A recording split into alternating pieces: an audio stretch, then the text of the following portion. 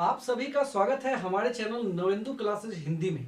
आज हम किसी अनंत लंबाई के सीधे आवेशित तार के कारण किसी बिंदु पर विद्युतीय क्षेत्र की तीव्रता निकालेंगे और यह विद्युतीय क्षेत्र की तीव्रता हम लोग गाउस के सिद्धांत को अप्लाई करके निकालेंगे, गाउस के सिद्धांत का अनुप्रयोग करके निकालेंगे। आप देख सकते हैं यहाँ पे एक सीधा एक समान रूप से आवेशित तार है जो कि अनंत लंबाई का है। आप देख सकते हैं इसके अंत को हमने नहीं दिखाया है, इसलिए यहाँ पे इसके सिरों पे हमने डॉटेड लाइन दे दिया है कि इसका अंत नहीं है बल्कि ये अनंत लंबाई का है। यह अनंत लंबाई का तार एक समान रूप से आवेशित है और इसका रैखिक आवेश घनत्व इकाई लंबाई का आवेश लेम्डा है। इस तार से r दूरी के बिंदु P पर विद्युतीय क्षेत्र की तीव्रता जो कि प्लस आवेश के कारण बाहर की ओर होगी वो वेक्टर E है। इसी विद्युतीय क्षेत्र की तीव्रता का मान आज हम लोग को गाउस के सिद्धांत का अनुप्रयोग करके निकालना है। मैं आपको बताऊं कि गाउस का सिद्धांत अप्लाई करने के लिए हम लोगों को गॉसियन तल चाहिए। यहाँ पे गॉसियन तल दिया हुआ नहीं है। जब गॉसियन तल नहीं दिया हुआ है तो हम लोगों को गॉसियन तल का कल्पना करना पड़ेगा।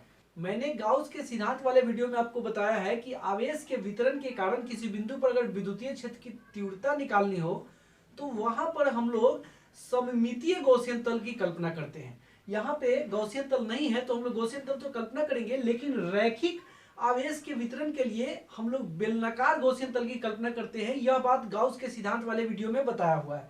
तो देखिए P बिंदु से गुजरता हुआ हम लोग बेलनाकार गॉसियन तल का कल्पना करेंगे और इस बेलनाकार गॉसियन तल की त्रिज्या जो है r होगी और इसका लंबाई भी कुछ हम लोग ले लेंगे। इसकी लंबाई को हम लोग L मान लेंगे। तो यहां पर गॉसियन तल तो हम लोगों ने ले लिया। अब हम लोग गाउस का सिद्धांत यहाँ पे अप्लाई करने के लिए सबसे पहले इस गॉसियन तल का विद्युतीय फ्लक्स निकालेंगे। इस गॉसियन तल में तीन तरह के सतह हैं। आप देख सकते हैं ऊपर का और नीचे का सतह जो कि एक प्लेन सरफेस है, एक समतल सतह है, और तीसरा ये वाला सतह जिसको वक्र तल कहा जाता है। तो ऊपर वाले सरफेस को हम लोग उस पर वाले सरफेस के क्षेत्रफल सदिश को हम लोग वेक्टर A1 मान लेते हैं और नीचे वाले सतह के क्षेत्रफल सदिश को हम लोग वेक्टर A2 मान लेते हैं। और ये जो वक्र सतह है इसके क्षेत्रफल को हम लोग A3 मान लेंगे। आप जानते हैं कि गॉसियन तल एक बंद तल होता है और किसी बंद तल का क्षेत्रफल सदिश तल के लंबवत बाहर की ओर होता है। तो यहाँ पे तल की लंबवत बाहर की ओर ऊपर की ओर हो गया और यहाँ पर तल के लंबवत बाहर की ओर यानी नीचे की ओर हो गया। और यहाँ पर इस P बिंदु पर जो यह वक्र तल है इसका क्षेत्रफल सदिश भी तल के लंबवत बाहर की ओर होगा। लेकिन ये जो वक्र तल A3 है इसके हर बिंदु पर क्षेत्रफल सदिश की दिशा अलग अलग होगी। आप देख भी सकते हैं यहाँ पे क्षेत्रफल सदिश इस दिशा में होगा, यहाँ पे क्षेत्रफल सदिश इधर होगा, यहाँ पे क्षेत्रफल सदिश इधर होगा। हर बिंदु पर क्षेत्रफल सदिश अलग अलग दिशा में होगी। इसलिए वक्र तल A3 के क्षेत्रफल सदिश का एक दिशा ना दिखाकर हम लोग उस वक्र तल के हर बिंदु पर के अल्प क्षेत्रफल सदिश का अलग अलग दिशा दिखाएंगे। तो P बिंदु पर का जो अल्प क्षेत्रफल सदिश होगा उसको हम लोग DA3 से डिनोट करेंगे और उसकी दिशा इस तल के लंबवत बाहर की ओर होगी और जिसको हम लोग वेक्टर DA3 से लिखेंगे। अब इन तीनों तलों का हम लोग फ्लक्स निकालेंगे और उन फ्लक्सेज को जोड़ देंगे जिससे इस पूरे गॉसियन तल का विद्युतीय फ्लक्स निकल जाएगा। तो देखिए सबसे पहले हम लोग A1 से संबंधित फ्लक्स निकालते हैं। A1 से संबंधित विद्युतीय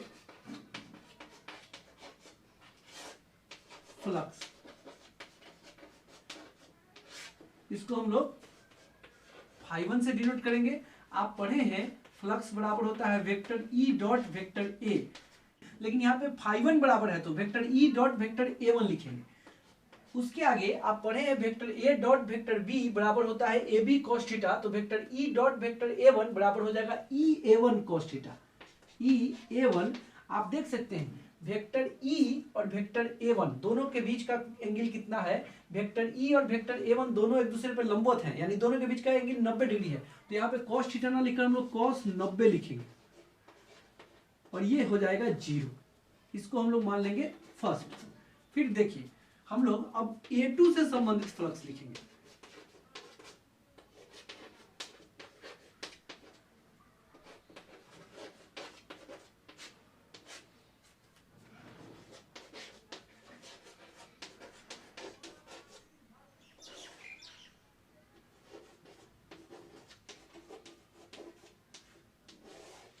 A2 से संबंधित फ्लक्स φ2 होगा और यह φ2 जो होगा वेक्टर ई, और आप देख सकते हैं a2 भी vector E dot vector a2 के बराबर होगा, और वेक्टर ई डॉट a2 जो हो जाएगा EA2, और आप देख सकते हैं वेक्टर a2 और वेक्टर ई के बीच का एंगल 90 डिग्री है, तो EA2 cos 90, और यह भी हो जाएगा 0, इसको हम लोग मान लेंगे सेकेंड।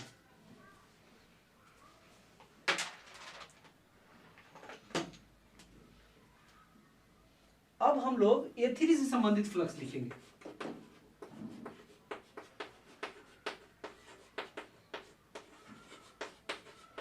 A3 से संबंधित विद्युतीय फ्लक्स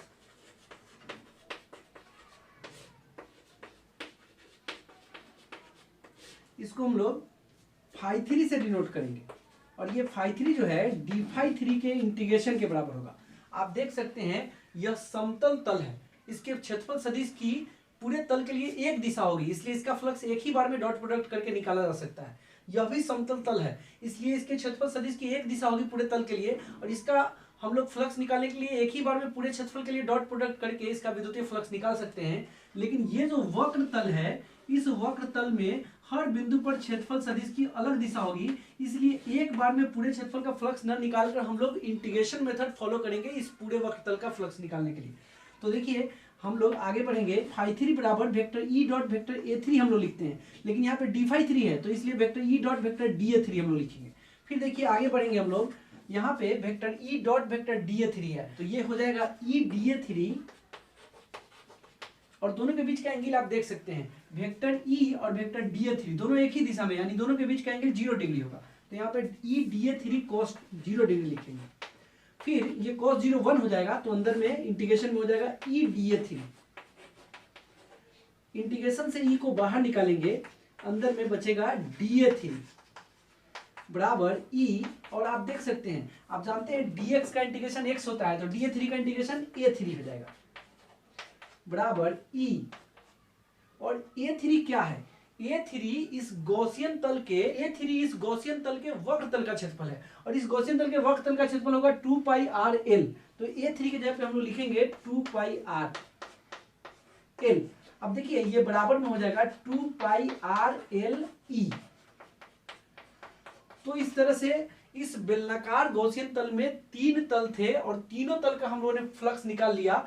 अब इन तीनों फ्लक्सेज को हम लोग जोड़ देंगे, जिससे इस पूरे गॉसियन तल का कुल फ्लक्स निकल जाएगा, और उसके बाद हम लोग गॉस का सिद्धांत आगे अप्लाई करेंगे। तो चलिए इससे आगे बढ़ते हैं। अब इस गॉसियन तल का कुल फ्लक्स निकालने के लिए इसके तीनों सतहों से गुजरने वाला फ्लक्स φ1 φ2 φ3 को हम लोग जोड़ देंगे। तो देखिए कुल फ्लक्स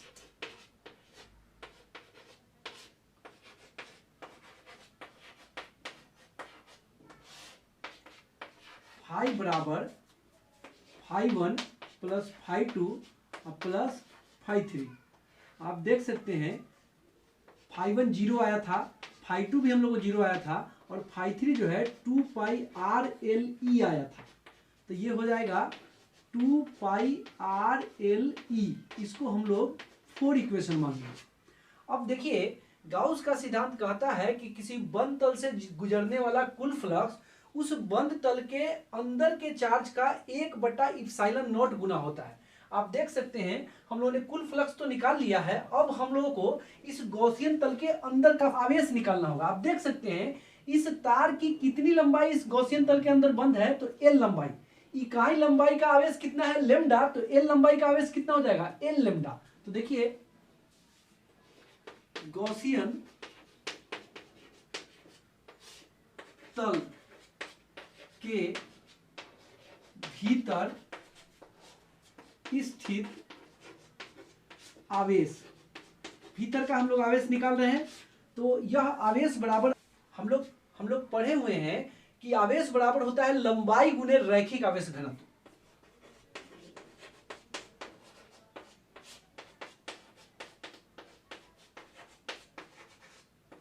रैखिक आवेश घनत्व, तो आप देख सकते हैं कितना लंबाई है तार का L लंबाई, और इसका रैखिक आवेश घनत्व कितना है लेमडा, तो ये हम लोग लिखेंगे L गुने लेमडा इज इक्वल टू हो जाएगा L लेमडा। इसको हम लोग मान लेंगे समीकरण 5। अब यहाँ पर हम लोग पूरा व्यवस्था कर चुके हैं कि अब हम लोग गाउस का सिद्धांत यहाँ पर अप्लाई कर सकते हैं, क्योंकि गाउस का सिद्धांत के लिए हम लोग को कुल फ्लक्स चाहिए और उस गॉसियन तल के भीतर का आवेश चाहिए। तो ये दोनों हम लोग प्राप्त कर चुके हैं। तो आप देखिए हम लोग लिखेंगे गाउस के सिद्धांत के अनुसार, गाउस का सिद्धांत क्या कहता है, कुल फ्लक्स आवेश